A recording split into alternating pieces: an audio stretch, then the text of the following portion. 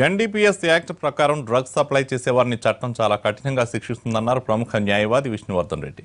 వ్యక్తిగతంగా డ్రగ్స్ కు అడిక్ట్ అయినట్లు నిరూపణ అయితే కనీసం 1 ఏడాది శిక్ష పడుతుందన్నారు. కెల్విన్ లాంటి ఆర్గనైజ్డ్ సప్లయర్స్ కు కనీసం 10 ఏళ్లు, గరిష్టంగా 20 ఏళ్లు జైలు శిక్ష పడుతుందన్నారు. డ్రగ్స్ సరఫరా చేస్తూ రెండోసారి పట్టుబడితే డెత్ పెనాల్టీ కూడా విధించాలని ఎన్డీపీఎస్ యాక్ట్ చెబుతుందన్నారు న్యాయవాది విష్ణువర్ధన్ రెడ్డి. డ్రగ్స్ రాకెట్ కేసులో చిత్రపరిశ్రమలో ఆరోపణలు ఎదుర్కొంటున్న వారికి శిక్షలు పడతాయా, పడితే ఎలాంటి శిక్షలు పడవచ్చన్న దానిపై మరింత సమాచారం మా ప్రతినిధి శర్మ అందిస్తారు. డ్రగ్స్ అంశంలో ఆరోపణలు ఎదుర్కొంటున్న సినిమా ఇండస్ట్రీకి సంబంధించిన వాళ్ళందరికీ కూడా నోటీసులు జారీ అయ్యాయి.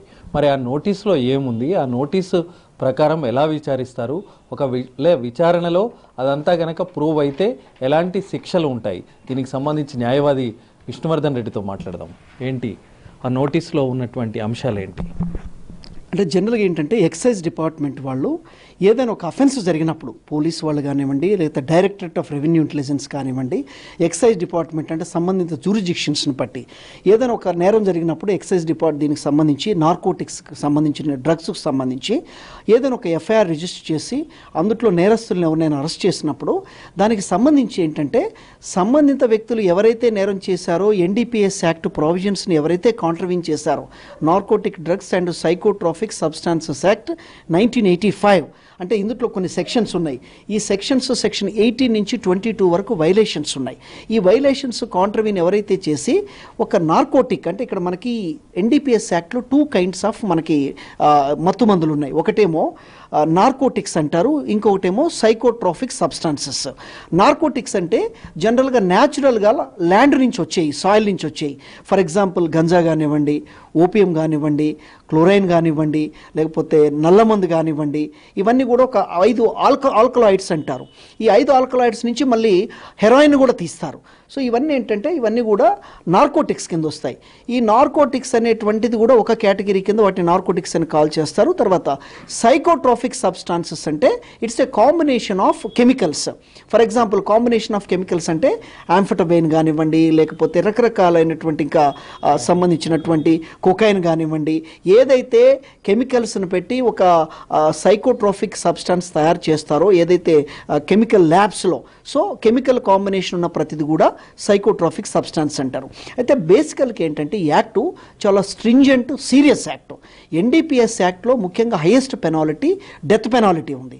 ఒక వ్యక్తి ఒక్కసారి నేరం చేసి తిరిగి మళ్ళీ రిపీటెడ్గా సెకండ్ టైం అఫెన్స్ చేస్తే ఆ అఫెన్స్ ఏంటంటే డెత్ పెనాల్టీ అనేటువంటిది చెప్తుంది. జనరల్గా మినిమం పనిష్మెంట్ 1 year. అది ఎవరికంటే పర్సనల్ కన్జంప్షన్. నోటీస్ ఇచ్చిన రోజే విచారించి ఒకవేళ ప్రూవ్ అయితే అది ఎవిడెన్స్ ఉంటే కనుక ఆ రోజు అరెస్ట్ చేసే అవకాశం ఉంటుందా?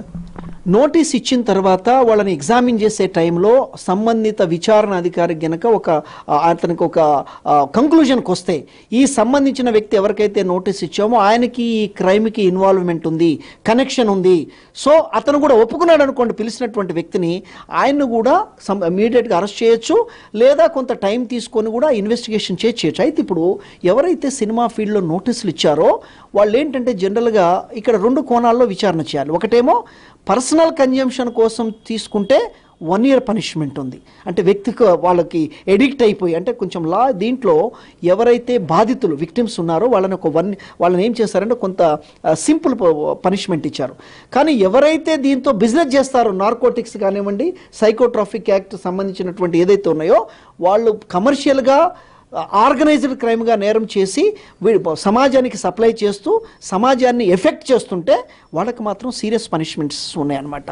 సో దీంట్లో ఏంటంటే ఇప్పుడు 67 ప్రకారము విచారణాధికారి ఆయనకి ప్రైమా ఫేసీ కేసు ఉంది అనిపిస్తే ఆ పిలిచినటువంటి వ్యక్తి ఎందుట్లో ఇన్వాల్వ్ అయి ఉన్నాడు, సో అతను పర్సనల్ కన్జంప్షన్లో ఉన్నాడా, లేకపోతే ఈ కెల్విన్ మిగతా వాళ్ళతో కూడా ఒక ఆర్గనైజ్డ్ గ్యాంగ్లో అతను కూడా భాగమై ఉండి మిగతా వాళ్ళకు కూడా సప్లై చేస్తే ఉంటే అప్పుడు సీరియస్ అఫెన్స్ అవుతుంది.